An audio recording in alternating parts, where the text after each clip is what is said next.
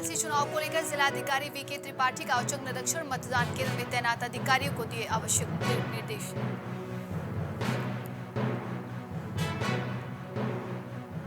शमशान घाट की जमीन पर पार्षद ने किया कब्जा, नगर निगम से संबंधित अधिकारी ठेकेदारी पार्षदों पर सख्त कार्रवाई की तैयारी।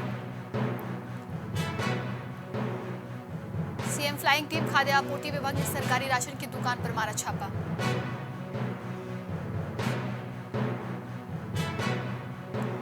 तेज रफ्तार ट्रेन की चपेट में आने से तेंदुए की मौत।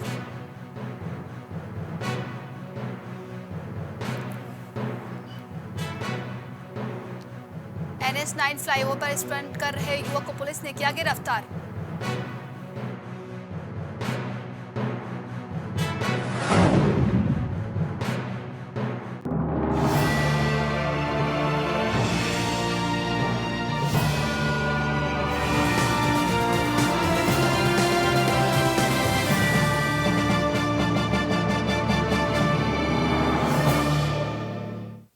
नमस्कार, आप देख रहे हैं प्राइम टीवी और मैं हूं आपके साथ नंदिनी यादव। वक्त हो चुका है उत्तर प्रदेश की बड़ी खबरों का रुख करते हैं खबर की ओर।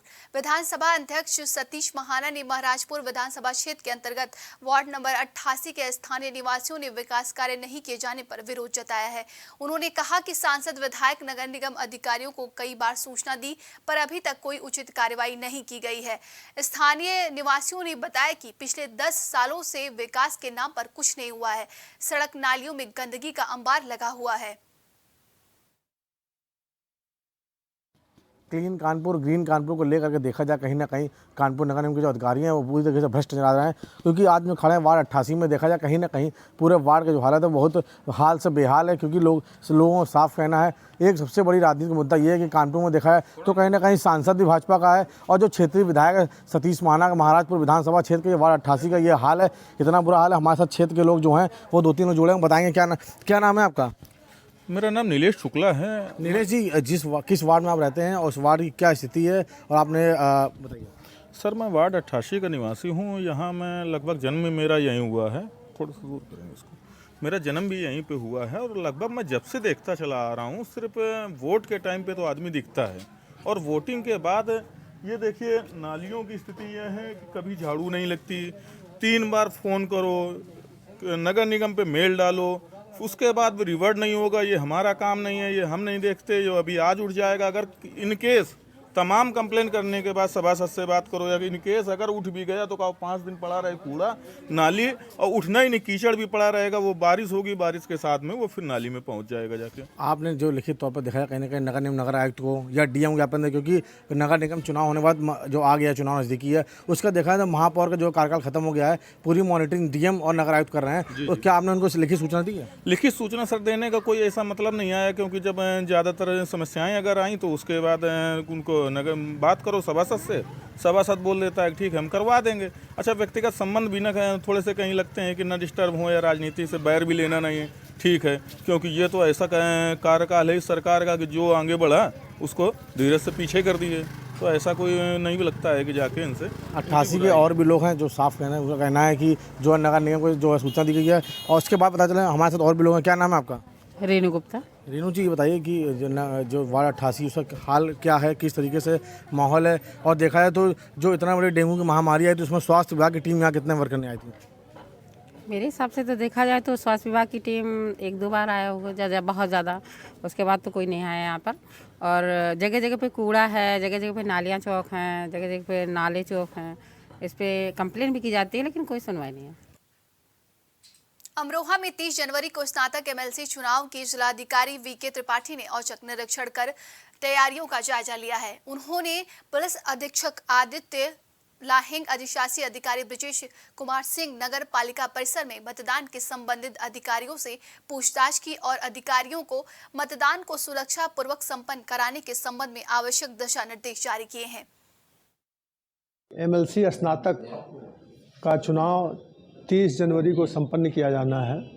उसी परिप्रेक्ष्य में अपने जनपद में कुल 7 मतदान केंद्र बनाए गए हैं और 26 मतदेय स्थल बनाए गए हैं। तो उनका हम और एसपी साहब हम लोग फिजिकल उसका इंस्पेक्शन कर रहे थे।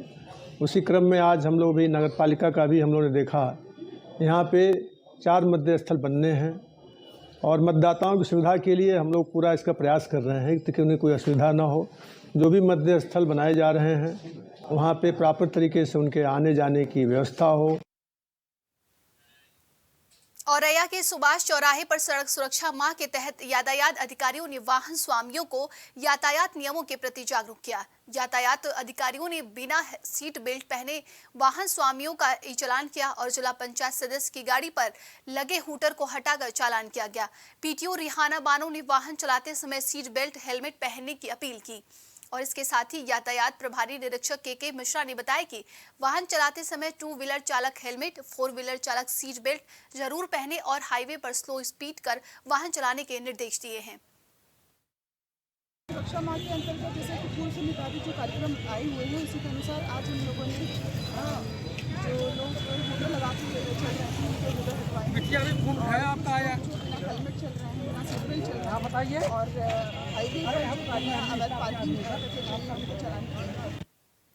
गाजियाबाद के कौशाम्बी थाना स्थित NH9 फ्लाईओवर के नीचे एक वैगनार कार चालक का सड़क पर खतरनाक स्टंट किए जाने का वीडियो सोशल मीडिया पर तेजी से वायरल हो रहा है।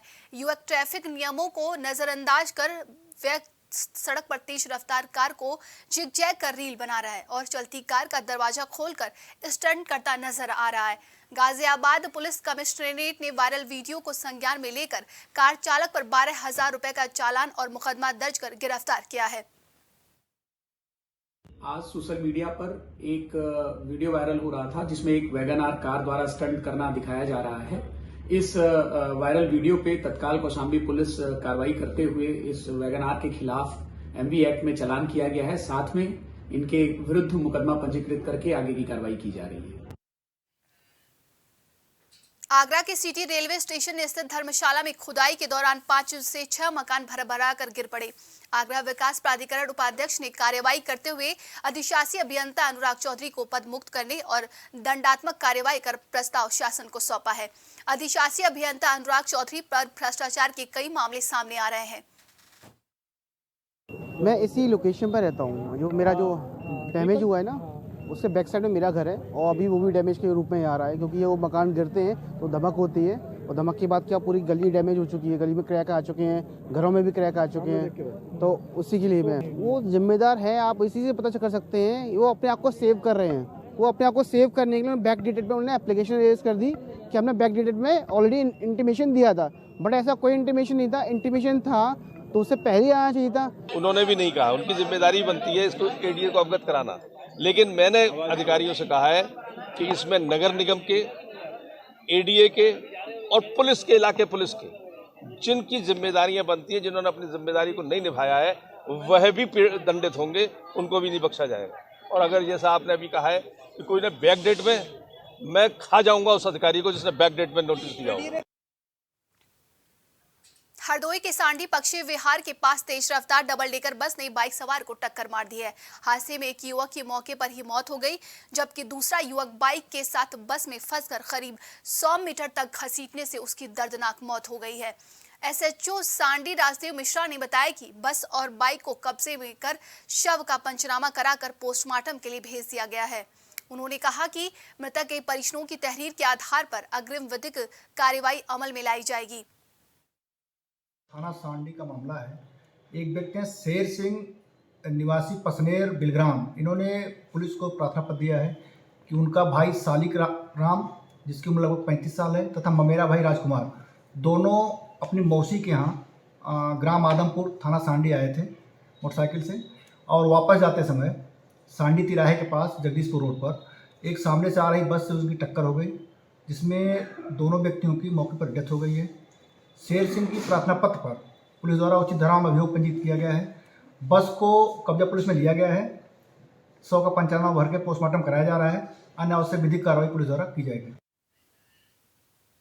फरीदाबाद के सेक्टर 56 स्थित शमशान घाट में लाखों रुपए का भ्रष्टाचार सामने आया है। NIT 86 से कांग्रेस विधायक नीरज शर्मा ने बताया कि पूर्व की हुड्डा सरकार ने जमीन को शमशान घाट के लिए आवंटित किया था। नगर निगम ने करीब 40 लाख रुपए और समाज सेवियों की मदद से शमशान घाट का जीर्णोद्धार कार्य कराया, जिसमें बाउंड्री, बाल, पंखे, LED समेत कई कार्यों की अनुमति जारी हुई थी। विधायक ने संबंधित विभाग के अधिकारियों से मीटिंग कर मामले से अवगत कराया है। अधिकारियों ने भ्रष्टाचार में संलिप्त अधिकारी, ठेकेदार, पार्षदों पर सख्त कार्रवाई करने की जानकारी दी है।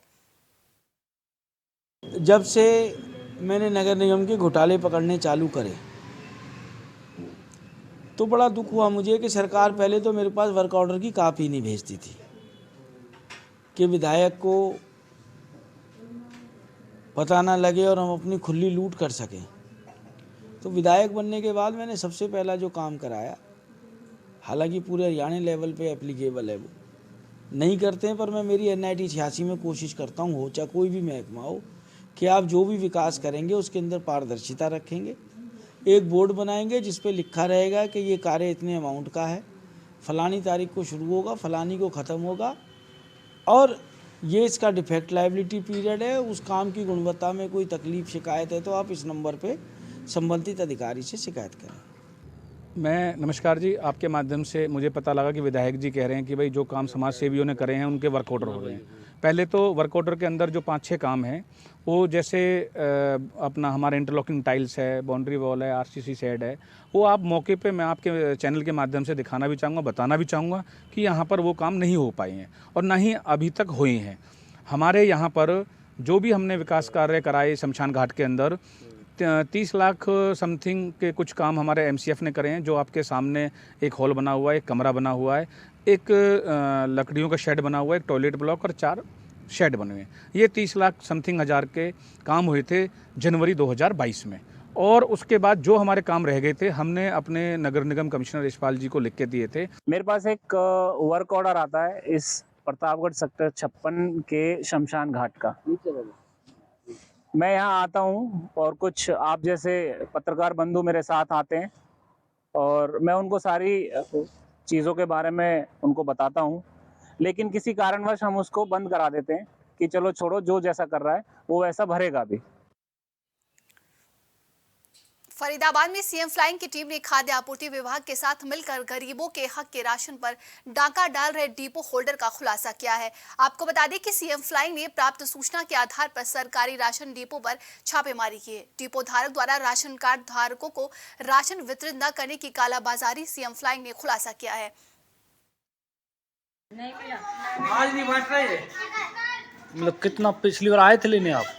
हाँ, ये मैं फिर दुकान बंद करके चले गए बस 5 मिनट पहले ही। क्या बोले? ना कह रहे अब दुकान बंद हो गई। दिया नहीं ना? नहीं। अमरोहा में तेज रफ्तार ट्रेन की चपेट में तेंदुआ आ गई। ट्रेन की चपेट में आने से तेंदुए की मौत हो गई, जिसके बाद इस मामले की सूचना ग्राम प्रधान ने पुलिस को दी। पुलिस ने तुरंत मामले की जानकारी वन विभाग के अधिकारियों को दी, जिसके बाद वन विभाग की टीम मौके पर पहुंचकर तेंदुए के शव को कब्जे में लेकर पोस्टमार्टम के लिए भेज दिया। ग्राम प्रधान कैलसा के द्वारा एक सूचना दी गई कि जो ट्रैक है हमारा मुरादाबाद दिल्ली का मेन ट्रैक है, वहाँ पे एक तेंदुआ ट्रेन की चपेट में आ जाने के कारण मृत्यु हुई है। इसमें पुलिस ने तुरंत कार्रवाई करते हुए वन विभाग को सूचना दी। वन विभाग की टीम मौके में मौजूद है और उसको PM के लिए और उसकी विधिक कार्रवाई के लिए वो सारी कार्रवाई सुनिश्चित कर रहे हैं। और प्रथम दृष्टया ये ट्रेन की चपेट में आने के कारण तेंदुए की मृत्यु होना प्रतीत हो रहा है।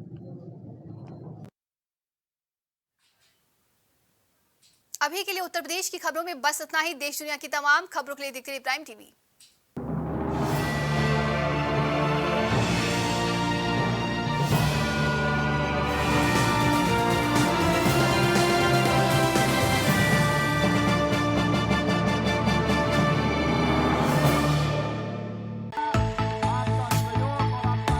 कुछ भाव पुष्प। आप देख रहे हैं प्राइम TV, सच साहस सरोकार।